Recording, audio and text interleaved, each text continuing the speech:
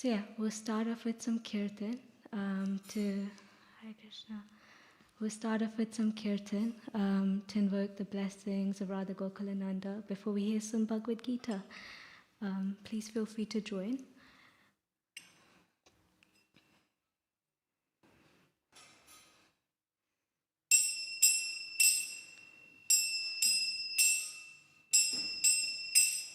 Jaya Radha Madhava Jaya Kunja Bihari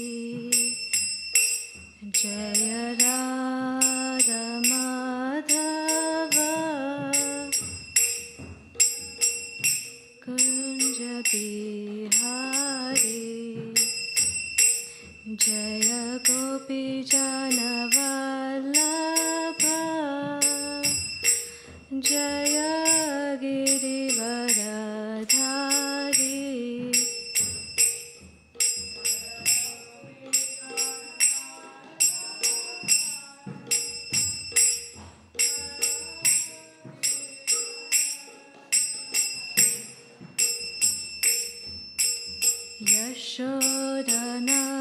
Yashodanandana Jaya Brajajana Ranjana Yashodanandana Jaya Brajajana Ranjana Yamuna Tiravanachari Jaya Kunja Bihari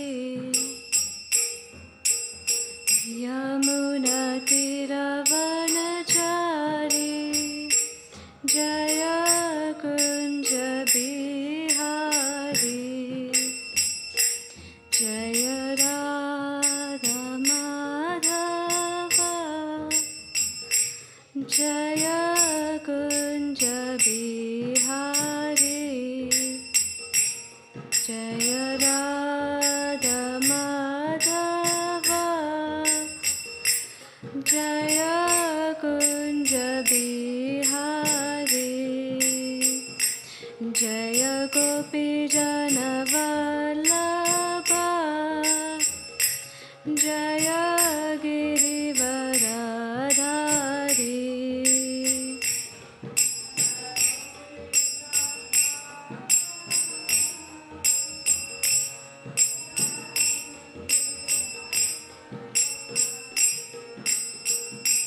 Hare Krishna,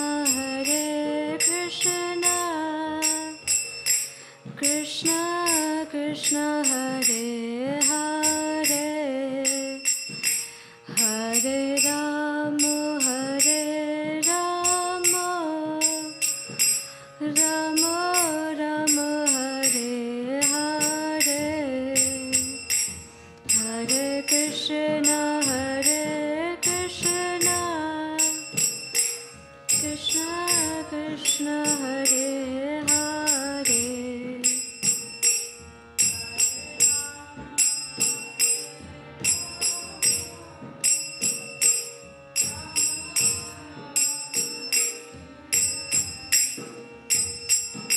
Hare Krishna, Krishna Krishna, Hare Hare, Hare Rama, Rama Rama, Hare Hare.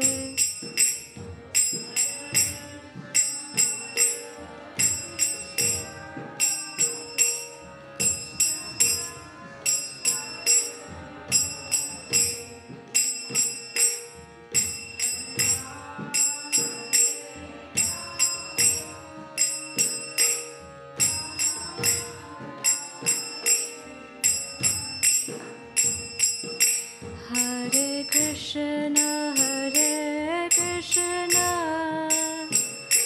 Krishna Krishna, Hare Hare, Hare Rama,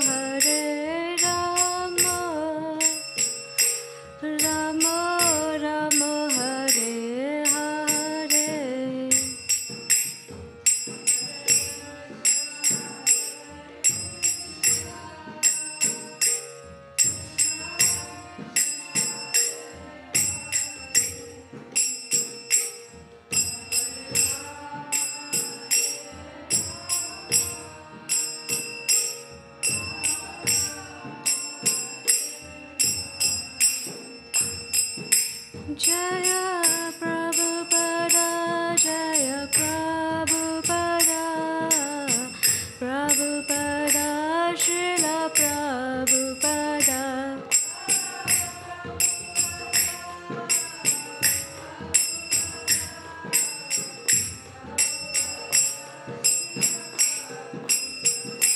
Jaya Radha Gokula Nanda, Radha Gokula Nanda, Radha Gokula Nanda, Shri Radhe.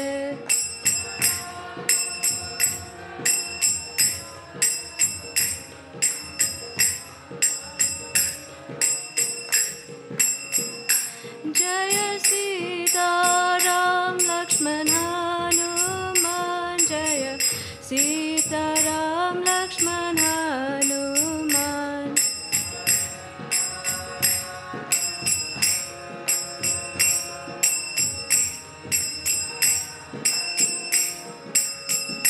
Jaya Gauranitai, Jaya Gauranitai, Gauranitai, Jaya Gauranitai.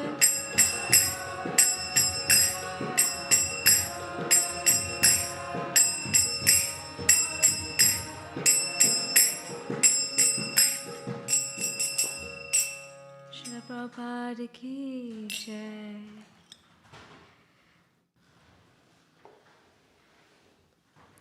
Thank you so much for patiently tolerating.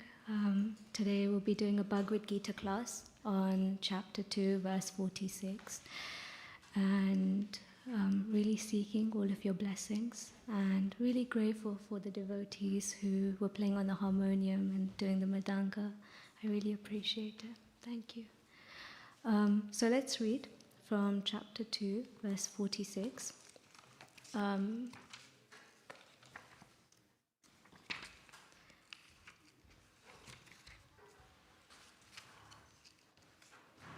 So it's also up on the screen as well, and Subhadra is very kindly just making the verse available.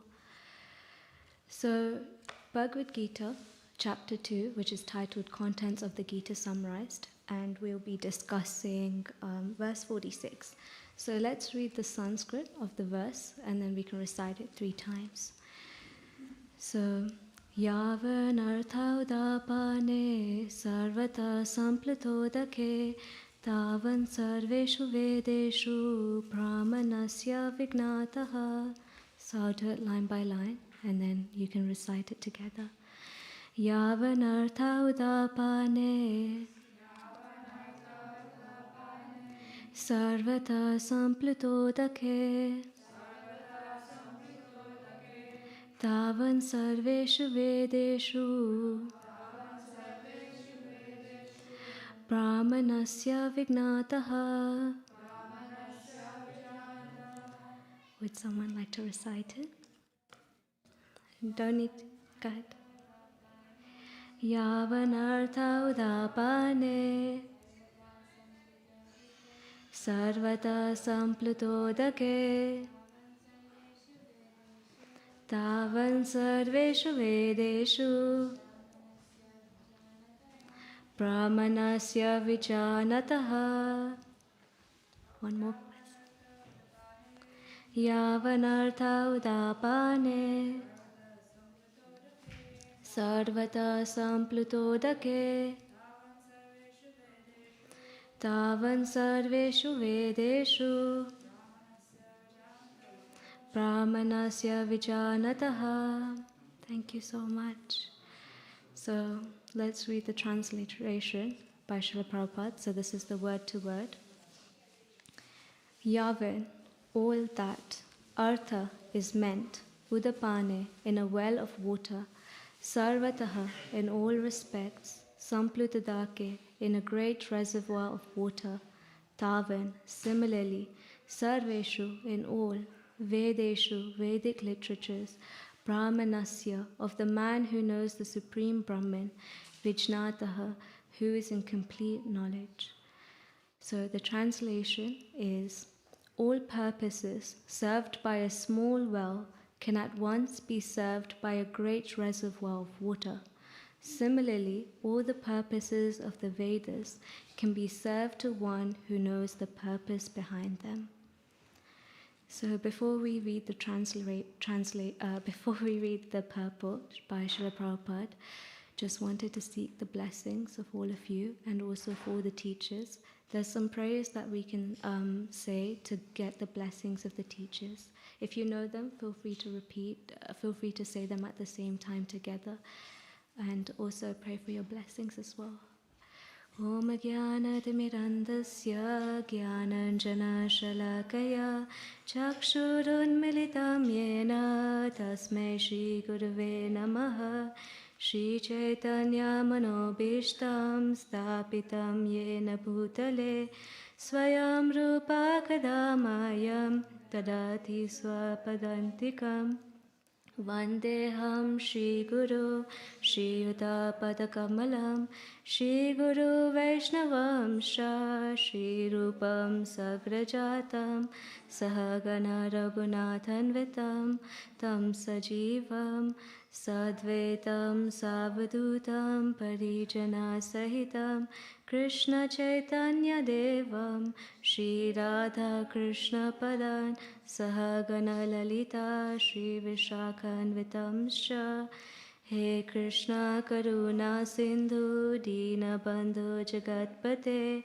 Gopesha Gopika Kanta Radha Kanta Namostute Tapta Kanchana Gaurangi Radhe Vrindavaneshwari Vrishabhanu Sute Devi Pranamami Hari Priye Vanchakalpatarubhyascha Kripa Sindhubhya eva cha Patitanam Pavanebhyo Vaishnavebhyo Namo Namaha Shri Krishna Chaitanya Prabhu Nityananda Shri Advaita Gadadara Srivasadi Gaura Bhakta Vrinda Hare Krishna Krishna Krishna Hare Hare Hare Rama Rama Rama Hare Hare.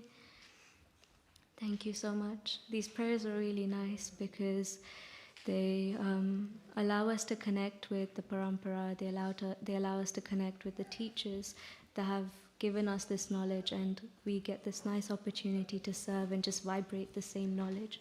So simply praying for your blessings. So let's read the verse again. All purposes served by a small well can at once be served by a great reservoir of water. Similarly, all the purposes of the Vedas can be served to one who knows the purpose behind them.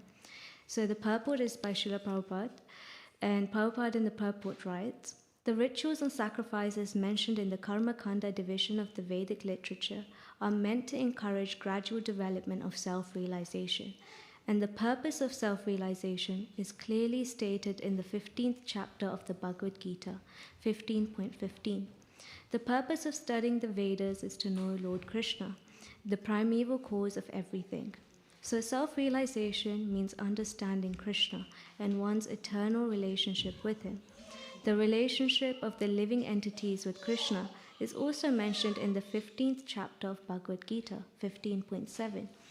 The living entities are parts and parcels of Krishna. Therefore, revival of Krishna consciousness by the individual living entity is the highest perfectional stage of Vedic knowledge. This is confirmed in the Srimad Bhagavatam 3.33.7 as follows. Aho bata shvapachoto garyan yajiva gre vartate nam tupyam te pustapaste juva shashnurarya Pramanu churnama grinanti yete. O my Lord, a person who is chanting your holy name, although born of a low family like that of a Chandala, dog-eater, is situated on the highest platform of self-realization. Such a person must have performed all kinds of penances and sacrifices according to Vedic rituals and studied the Vedic literatures many, many times after taking his bath in all the holy places of pilgrimage. Such a person is considered to be the best of the Aryan family. So, one must be intelligent enough to understand the purpose of the Vedas without being affected to the rituals only. and must not desire to be elevated to the heavenly kingdoms for a better quality of sense gratification.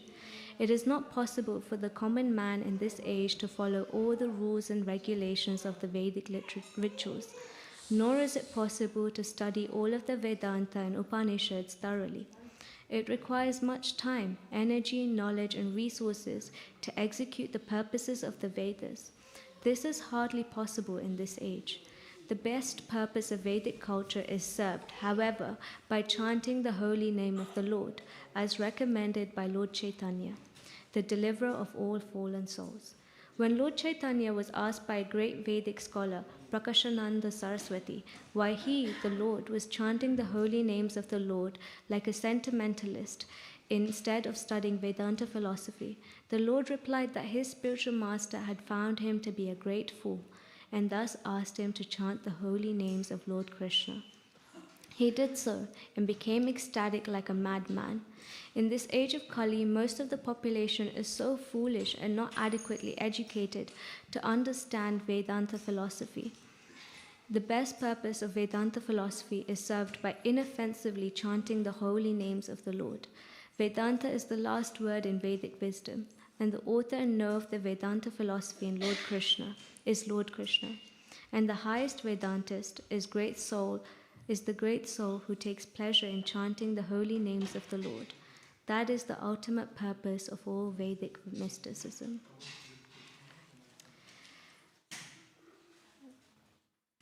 So we're at this point in the Bhagavad Gita in chapter 2, where initially Arjun in chapter 1 is in the middle of the battlefield, and he is a bit nervous. He's a bit overwhelmed because on both sides he sees his family members, and he's a bit afraid to fight them. And so in this feeling of being overwhelmed, he gives reasons to Krishna, his charioteer, of why he shouldn't fight. And now we're at this point in chapter 2 where Arjun completely surrenders onto Krishna and is saying that you please guide me. These reasons I have to not fight, are they correct, and what's the best thing for me to do? So Krishna is now trying to go through each of these arguments and explain to Arjun why he should fight. And we come at the point of this conversation where Krishna is saying that you simply understand what the real truth is. You simply try to understand what the truth of life is, and you fight as an offering to me rather than just out of duty. So now we come up to this verse where Krishna is saying to Arjun, all purposes served by a small well can at once be served by a great reservoir of water. Similarly, all the purposes of the Vedas can be served to one who knows the purpose behind them.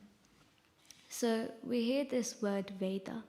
What does Veda actually mean? Veda means an aggregate of knowledge. And the Vedas were actually compiled by Vyasadeva. So Vyasadeva is none other than an incarnation of Krishna. And Krishna, in the form of Vyasadeva, writes about understanding what the absolute truth is, understanding what the reality of life is. So what's the purpose of the Vedas? This is what Krishna is trying to explain. What's the purpose of the Vedas? Prabhupada in the purport refers to this verse in chapter 15. Sarvashya chaham hridi sannivishto matasmitir jnanam apohanam cha vedeshcha sarveraham vedyo vedanta kred veda vedeva chaham. And in this verse, actually Krishna is explaining what the purpose of the Vedas is. He's saying that I'm seated in everyone's heart. From me comes remembrance, knowledge, and forgetfulness, all the intelligence needed to know the Vedas. And he's saying by all the Vedas, I am to be known.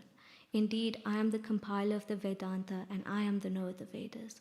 So it's clear that the purpose of the Vedas is to know Krishna. That the purpose of the Vedas is to understand who Krishna is. And when we study scriptures, if we don't come to this conclusion of who Krishna is, then it's simply a waste of time. And knowing who Krishna is actually our spiritual duty. And that's what Krishna is coming to at this point in the Bhagavad Gita.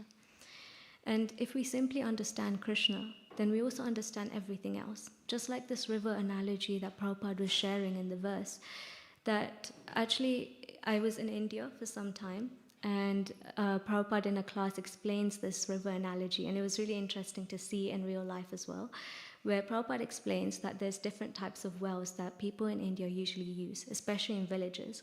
And it was extremely interesting to see when I was in India as well, that they would use different types of wells, one for cleaning, one for washing dishes, one for kitchen, and you'd see that there would be different wells for different stuff, like drinking water as well. And in India, they would use these different wells for different purposes. But the purpose of all these wells could actually be satisfied by just simply approaching the river, which is the source of all the water from the wells, because that river is unlimited and it's unrestrained. It can be used for anything. So it was interesting to see this, and we can make a connection to what Krishna is trying to share about the purpose of the Vedas. Similarly, just like there are so many wells for different purposes, people may approach the Vedas for different purposes as well. And they may try to approach different demigods for different things as well, different facilities they govern. But ultimately, the purpose of all those wells can be satisfied by approaching the river. The river is none other than Krishna. The river is understanding who Krishna is and approaching him directly, so we're not wasting time. And that's where we can get the ultimate benefit. When we approach Krishna directly, we're not wasting time, and not only do we get what we want, our desires, but sometimes we have desires that aren't good for us, and Krishna purifies those desires and sanctions them in a way that is just the way it needs to be for us. So we can see that people may approach the Vedas for different reasons. We have this long shopping list and desires that we want from Krishna. Does anyone have any ideas of what we may ask Krishna for, like any things that we may look for in life? I think one thing that comes into mind is sometimes we ask for like money, or we may ask for some connection. Anything else that comes into mind of what people may ask Krishna, or what people may be looking for in life? So go ahead. A good job, 100%. Guidance, yes. Yeah, pastoral exams. I've definitely done that one. So we approach God and Krishna for so many different reasons. And they're all okay, because we know that we're in this material world where we're influenced by so many things. And that's completely okay, because Krishna understands. But he sees that amidst all of this, we've approached him. We've admitted that we have all these desires, but by simply approaching him, we've shown him and we've told him that I admit you're the supreme proprietor, you're the supreme friend, the ultimate sanctioner, and I'm placing these desires in front of you, praying that they can be used in the right way, praying that they can be sanctioned in the right way. Because sometimes we may pray for like a good job, or we may pray to pass the exams, but it may in the long run not be good for us. But Krishna fulfills those desires in a way that is actually good. We may get a job that we may not initially like, but is extremely good for like work-life balance, or for other needs that we have. So what the point I was trying to come to is that actually whatever desires we have, we should ultimately come to Krishna. There's a pastime like this of Dhruva Maharaj in Srimad Bhagavatam, and Srimad Bhagavatam is a summary of the Vedas. And in Canto 4, there's this example of Dhruva Maharaj. Dhruva Maharaj has a father called King Uttanapad, and he has two wives, Suniti and Suruchi. And Dhruva Maharaj is the son of Suniti. And one day, Dhruva Maharaj saw his stepbrother Uttama sitting on the lap of his father. And he wanted to sit as well. He wanted to spend some time with his father. And just when he was about to, Suruchi, his stepmother, said not to. She declined. And she said that you won't ever deserve the throne. You won't ever deserve to spend time with your father. And by hearing this, Dhruva Maharaj got really upset. He was extremely angry. And in him, a small desire to get the wealth and opulence that beats his father came about. So he went to his mother, Suniti, and he said, what's the best way for me to do this? And Suniti, being very smart, said, simply approach Lord Krishna, worship him. Suniti could have suggested to approach different demigods for certain wealth, but she knew that actually ultimately all these demigods are under the sanction and control of Krishna. So Suniti said to approach Krishna and to worship him for any of his desires. So Dhruva Maharaj, after so many austerities, if you read them, they're very intense. After so many austerities, he finally received the darshan of Krishna. And he came to this realization that all that he was praying for, he didn't want it anymore, because now he finally got the darshan of Krishna. So he told Krishna, I'm so grateful, I don't want anything else. But Krishna, being so pleased by Dhruva Maharaj, said, because I'm so touched by your love and sincerity, he still granted him that material desire he wanted, those material opulences. He even gifted him a planet. What we can see is Dhruva Maharaj, even though he had a material desire, he approached Krishna directly. And Krishna fulfilled it, but he also purified his desire. And Dhruva Maharaj goes to say that I was looking for broken pieces of glasses. I was looking for broken pieces of glass, but instead Krishna gave me a diamond. So what's the diamond that we're talking about? What's that diamond that Krishna got, Dhruva Maharaj got? It wasn't the planets, it wasn't the material wealth, it was to see the Lord. That was the highest perfection of life, to see the Lord, to have a loving mood to the Lord. So that's one thing that we want to keep in mind, regardless of whatever desires if we simply approach Krishna, knowing that he's the ultimate sanctioner, the friend of us, then everything will be just the way it needs to be in the long run. So we talked about the purpose of the Vedas being to know Krishna. But what do the Vedas share? In the previous verse, Krishna says that the Vedas primarily deal with the three modes of material nature. So this is ignorance, passion, and goodness. So these modes, Shri Radha Gokulananda ki jai, Sitaram Lakshman Hanuman ki jai, Gauranitai ki jai, Shri Prabhupada ki jai. So we were talking about the Vedas dealing with three modes of material nature. So what are these three modes of material nature? The three modes are like different moods that we can be situated in that affects the way we do activities. So one is ignorance, which is known as tamas. So this is when we act blindly. We don't really know why we're doing what we're doing, but we just do it. The second is passion. This is rajas. This is when we act with an intention to receive something in return. And the third is goodness, when we're acting with faith, knowing this is the right thing to do. But subtly, there's a slight expectation that this will build some pious credit so I can go to some heavenly planet and enjoy. So the Vedas contain these three modes of material nature, and they contain rituals on how to gradually elevate ourselves from these modes, from ignorance to goodness. At the end, ultimately, we want to question who we are. Ultimately, the Vedas are there to ultimately bring us to this point of understanding who we are and who Krishna is. So interestingly, in that same verse, Krishna in the next sentence says to Arjun, become transcendental to these three modes. So Krishna is saying that Vedas discuss about the three modes, but I want you to become transcendental to these three modes. So let's break this down. The purpose of the Vedas is to know Krishna, and Krishna is telling us to become transcendental to these three modes. And what actually Krishna is saying is, instead of being engaged in sense enjoyment, the three modes deal with sense enjoyment and they keep us in this material world. Krishna is saying, go beyond these, transcend beyond these three modes, transcend beyond the Vedas, and understand how to be engaged in service for my enjoyment, understand how to be engaged in my devotional service, because that gives us the ultimate happiness. So when we're saying that we want to go beyond the Vedas and understand how we can be engaged in the service of Krishna.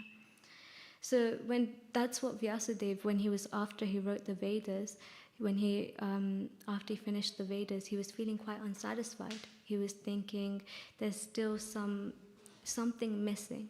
And so he approached his spiritual master, Narad Muni. And Narad Muni said, yeah, I want you to write a bit more. And what I want you to talk about is in detail who Krishna is, his descriptions, his pastimes, and also what devotional service to Krishna looks like. So ultimately we understand that's where we want to go beyond the Vedas, knowing that the purpose is to know Krishna and to go beyond that and understand how to actually serve Krishna. So we understand the Vedas are extremely difficult to read. And that's why Vyasadeva compiled Srimad Bhagavatam, which is a summary of the Vedas and gives us the nectar of understanding who Krishna is. And the Veda, Srimad Bhagavatam, is a lot easier to read when done with devotees, when done with sincerity, because it's 12 cantos, but it has the summary of the Vedas, which is a lot far greater and more difficult to study. And Srimad Bhagavatam can only be understood when we engage in this process of bhakti yoga. So ultimately, the scriptures we understand, through the scriptures, we want to get an understanding of the following things. We want to understand what our sambandha is. Sambandha means who we are and what our relationship with Krishna is. That's one thing we want to understand by scriptures.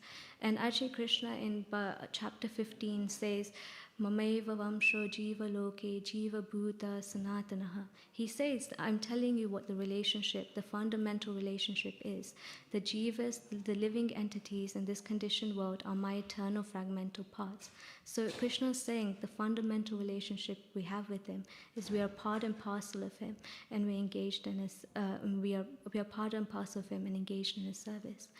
And that's the beginning of enlightenment. But he also explains that we have a personal relationship with him, and that's what we want to awaken.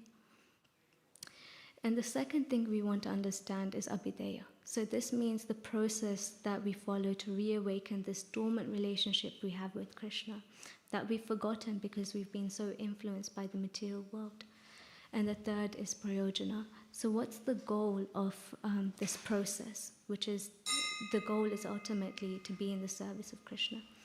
So hopefully through this discussion, we can engage in hopefully through this discussion, we can understand how to reawaken that dormant relationship and loving propensity we have for Krishna. So in Nectar of Devotion, Nectar of Devotion is a summary written by Srila Prabhupada on the teachings of Rupa Goswami. Prabhupada explains that just as a baby has the capacity to walk, but it needs practice, similarly, every living entity has that dormant capacity to love Krishna, just like we were talking about. And that dormant capacity can be awakened through some practice. And he gives 64 practices of devotion. But in those 64 practices, there are 5 most powerful ones. These 5 powerful ones, these 5 powerful practices actually help us to reawaken that loving propensity we have for Krishna. And these 5 are summarized in a verse that is Sadhu Sangha Nama Kirtan Bhagavata Shravana Mathura Vashi Murtir Shradaya Sevana. So these 5 practices that are so potent are described in this verse. The first is to associate with the devotees, chant the holy names of the Lord, hear Srimad Bhagavatam, reside at Mathura, and worship the deity with faith and veneration. So the reason I share these practices is because we were talking about the ultimate goal is to love Krishna, and through these practices, that loving propensity which is already there can be awakened. So these 5 practices can be summarized into this acronym of, well, not acronym, but into spiritual ABCD. So we learn ABCs when we go in school. Similarly, in spiritual life, there are ABCDs. A stands for association with devotees. B stands for bathing in Bhagavatam. C stands for chanting the holy names of the Lord. D is for deity worship. And E is eternal residence in the holy places. So these 5 practices are important because these 5 practices are the most effective in understanding and awakening that loving propensity we have. And so let's dive a bit deeper on what these 5 practices are. The first practice is associating with devotees. You notice that we hear this thing, the 5 people you associate with is the 5 people who have an influence in your life and the qualities you get. So that's the same with spiritual life. When you have spiritual goals, the people you associate yourself with are the people that have an influence, influence in the way you approach your spiritual goals. The qualities they have, you start to imbibe simply by engaging in their association. And you may find yourself being so nourished in their association. You may find yourself being encouraged and strengthened in your spiritual goals. The second is, and that's why we should seek out association of devotees. And what should we do in that association? We should talk about Krishna, increase our remembrance of Krishna. The second is bathing in Bhagavatam. So, as we mentioned earlier, Bhagavatam is the ripe fruit of Vedic knowledge. It gives the nectar hidden in the Vedas, and Prabhupada makes it, Vyasadeva and Prabhupada make it available to us to directly understand how to go beyond the three modes. So the Bhagavatam talks about descriptions of Lord, of Krishna, his pastimes, his devotees, and how to serve him. So by reading the Bhagavatam, by bathing in the nectar of the Bhagavatam, we're directly associating with Krishna, and we're directly understanding how to see life for what it is, and building some taste by understanding who Krishna is, what he's like. And that's why when we read Bhagavatam, it's recommended to do it in a descending process. It's recommended to do it by hearing from the self-realized souls. We have this verse, Tadvidhi pranipadena pariprashnena sevaya upadekshanti te jnanam jnaninas tattvadarshana. That actually the Bhagavatam, spiritual knowledge, needs to be done in a way where we inquire from those who have been, inquire submissively and render service to those who are self-realized, because they've seen the truth. They can actually make the knowledge of Bhagavatam accessible to us. Because sometimes we may read Bhagavatam and not understand, but by reading in the association of the devotees who are the Bhagavat, the person Bhagavat, those who imbibe the teachings of Bhagavatam, by reading in their association, we can actually understand what Bhagavatam is. And we can actually understand the truths of life and the truths of our relationship with Krishna. The third is chanting the holy names of the Lord. This is the third part of the ABCD. And this process is very potent because just by engaging in the Maha Mantra, one can really connect and associate with Krishna. Actually, Krishna is absolute, so his name is also absolute. He's non-different to his name. If I chant any other person's name, it won't invoke their presence. But if I chant Krishna's name, because he is absolute, because he is the supreme, by chanting his names, we can personally associate with him. And by personally associating with Krishna, that loving propensity for him starts to awaken. That loving desire, that desire to be engaged in his service starts to awaken. And it says Arjun, when Krishna was talking to Arjun, he said that anyone who is engaged in chanting my names, they must be considered to be always associating with me.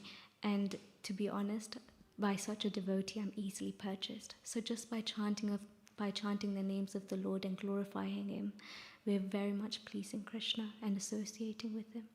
And that's why there's this bhajan that Bhaktivedanta Thakur writes called Nadia Godrume Nityananda Mahajan. And there's this fourth verse, which is really nice actually, and it talks about this chanting of the holy names of the Lord. It says, Krishna er samsara gora chadyanachar, jivadoy Krishna nam sarva dharmasar. That all these sinful activities that we do, give them up and only act in accordance to Krishna's desire. That the showing of compassion to other souls by loudly chanting the holy name of Lord Krishna is the essence of all forms of religion. Sarva dharmasar. The essence of religion is to love God, and simply by chanting the names of the Lord and glorifying him with utmost gratitude, we can please him. So Srila Prabhupada, Bhaktivedanta Thakur explains that that's the purpose of religion, to chant the holy names of the Lord. And even in the purport it's explained that chanting the holy names of the Lord is chanting the holy names of the Lord is the ultimate purpose of all Vedic mysticism. So that's the purpose of the Vedas, to simply come to this point of chanting his names. And that's why in Kali Yuga this is specifically suggested to chant the names of the Lord, because in Kali Yuga everyone is so lazy, everyone is so quarrelsome, misguided and unlucky, and everyone is so disturbed. That's one of the qualities of Kali Yuga.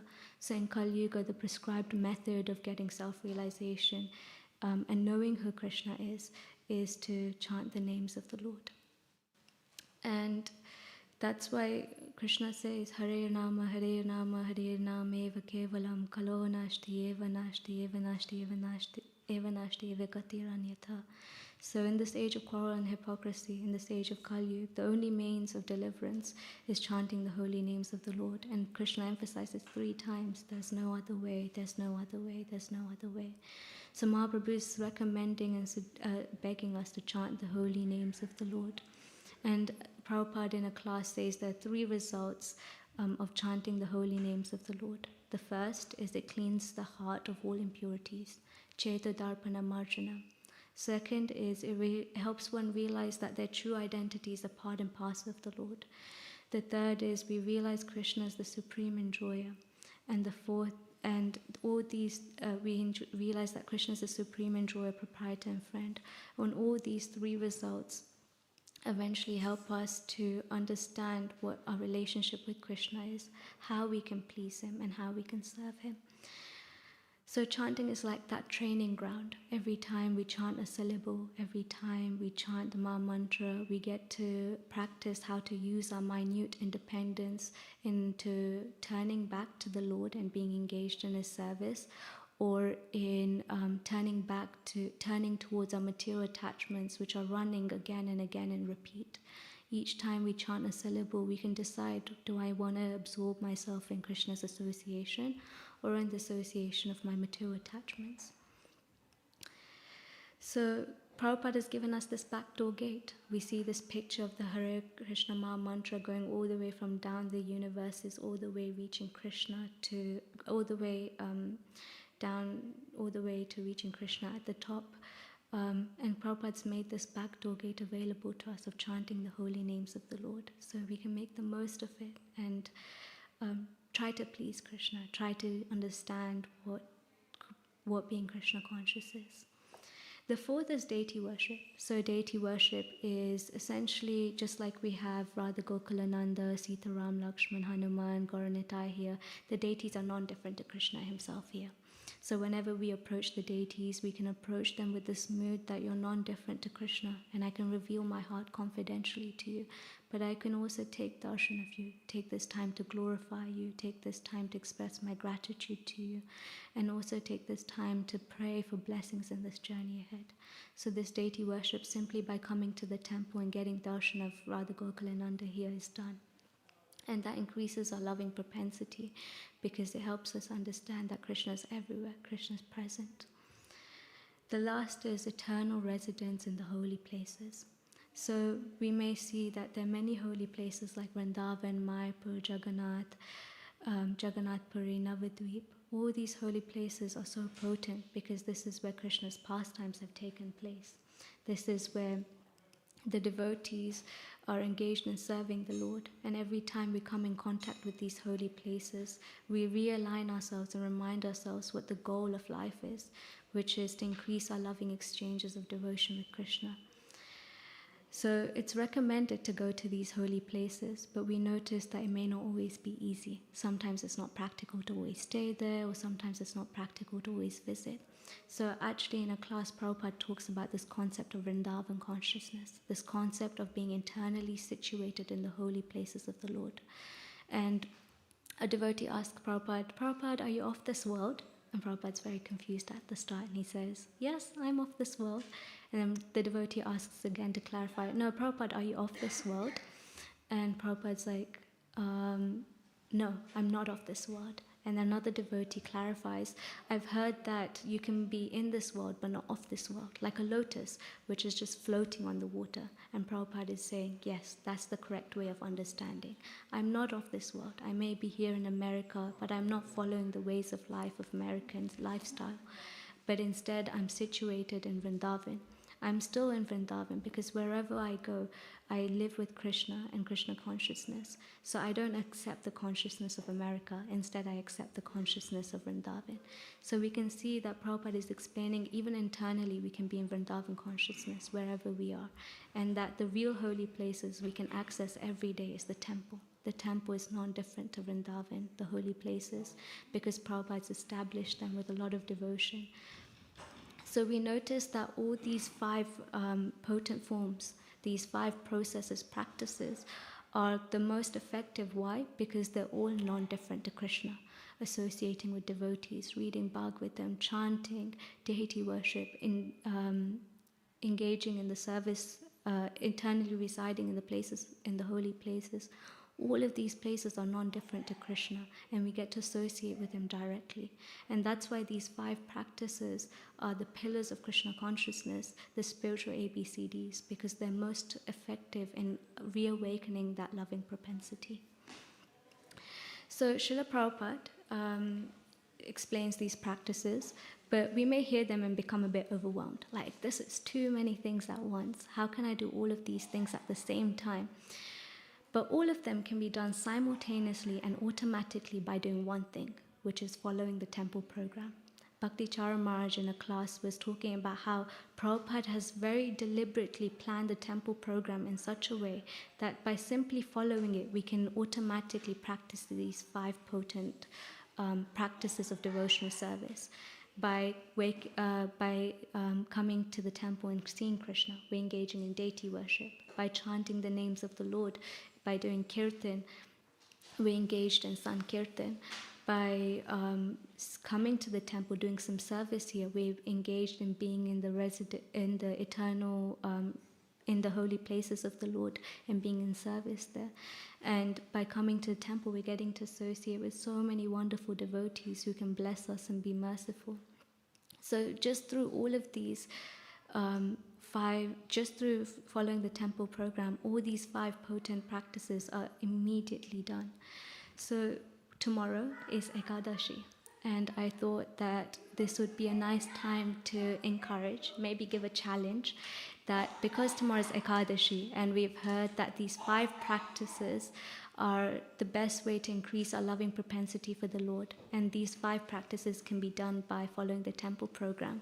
Because it's Ekadashi tomorrow, maybe we can take up this challenge to engage in even one of these practices tomorrow, to come to be a part of the temple program, even for a little bit, even if it's online, to make an intention to really offer that time of Ekadashi tomorrow to just associate with Krishna directly in the most effective way.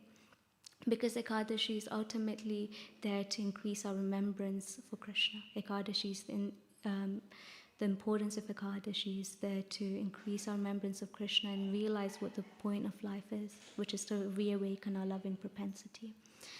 So I hope that you guys take up this challenge of doing one of the spiritual ABCDs and following just this understanding that the best practice we can do is following the temple program.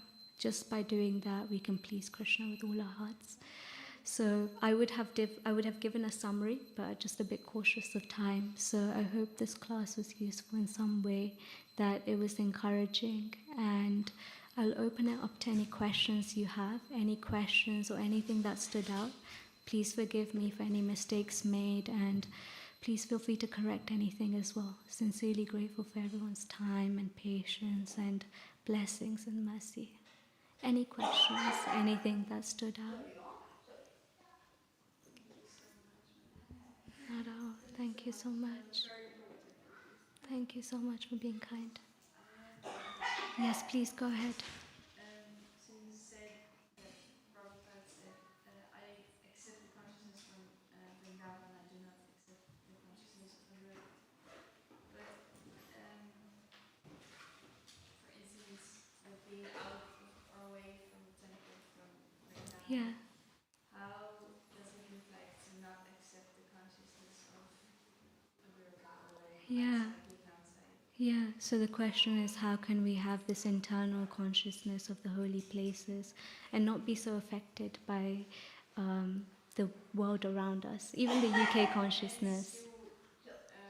Kind of connect with the world outside, Yeah. because when I really feel in my bubble of consciousness, Yeah. I don't feel connected with the world outside, and that Yeah. also makes me feel lonely. So Yeah. what is the good balance? Yeah, that's such a nice question actually, because we want to also relate with others, because all of them are also parts and parcels of Krishna. And that's a nice question. And what comes into mind is, Yes, the temple program, as mentioned, that keeps us in this internal consciousness of Vrindavan, because it helps us to understand what the reality of life is. When we come to Bhagavatam classes, Bhagavad Gita classes, we understand what life is actually like. And what comes into mind is, how can we relate to any person? Well, any person is, at the end of the day, ultimately seeking for some love. Any person is ultimately seeking for some compassion. So if we can give it to them directly by sharing the glories of Krishna consciousness, or if we can do it just by example, by being a good person, we can relate to them.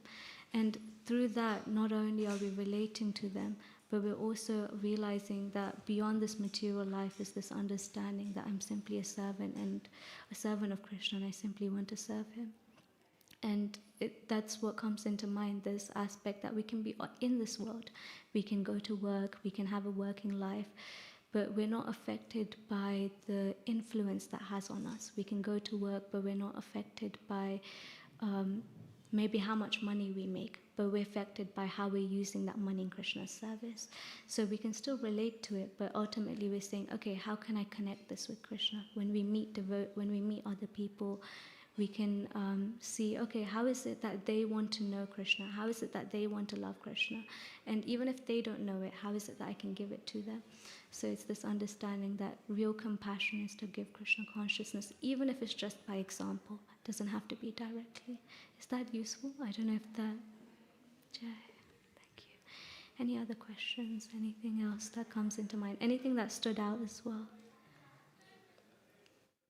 Jai, thank you so much for everyone's time. Now we're just a few minutes away from darshan time, so we'll end the Bhagavad Gita class here so we can get ready for darshan.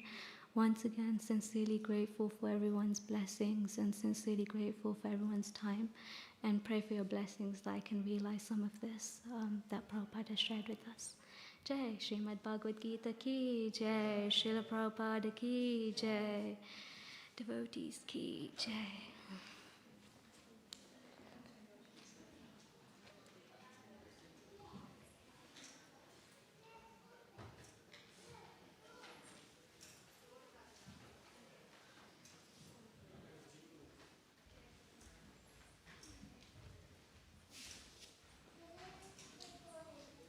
Thank you so much.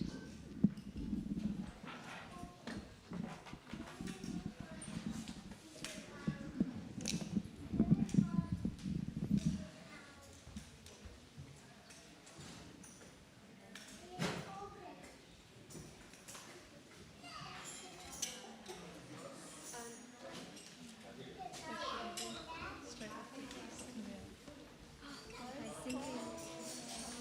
Wanna sing? No, you guys sing. I'll join you though. Danny.